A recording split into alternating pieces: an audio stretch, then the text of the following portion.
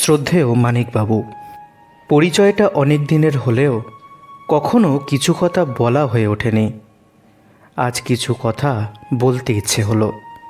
আপনাকে লিখতে বসে একটু নস্টালজিক হয়েই ফিরে গেলাম সেই পুরনো দিনগুলোর কথায়।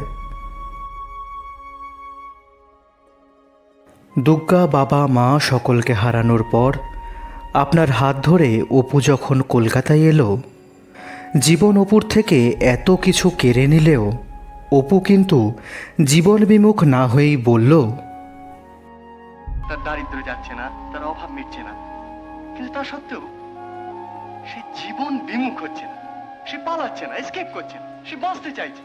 সে বলছে বাঁচার মধ্যে সার্থকতা, তার মধ্যে আনন্দ। He wants to leave.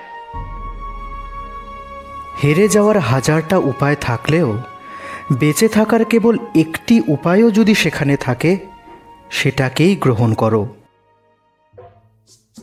এদিকে গড়পাড়ের জটায়ু তোপসে এবং ফেলুদাকে নিয়ে মগনলালের ডেরায় যখন গেল এবং অর্জুনের ছোড়ার মুখে পড়ার পর ফেলুদা বলে উঠল, আমি হয় এর বদলা নেব, না হয় গোয়েন্দাগিরি ছেড়ে দেব।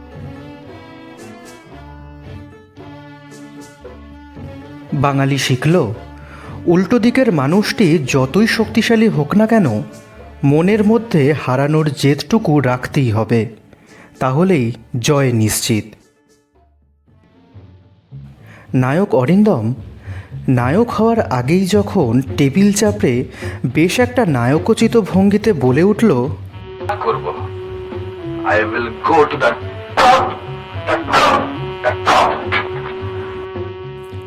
তখন বাঙালি শিখল, আত্মবিশ্বাস থাকলে নায়ক কেন, মহানায়কও হওয়া যায়। এদিকে রাজার অত্যাচারে সন্ত্রস্ত মানুষ নীরবতা ভেঙে যখন গর্জে উঠল,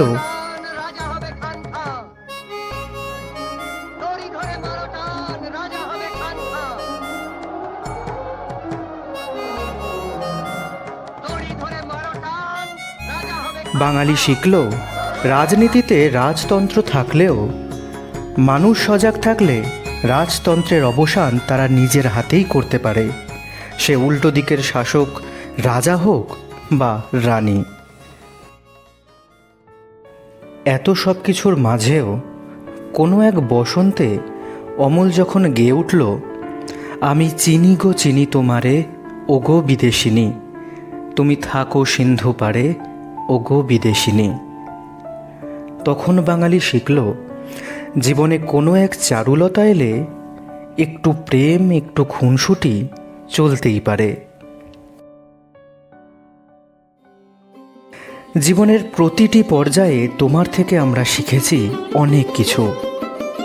তাই আজ তোমার জন্মদিনে শুধু গুপি বাঘাই নয়, আমাদের তরফ থেকেও মহারাজা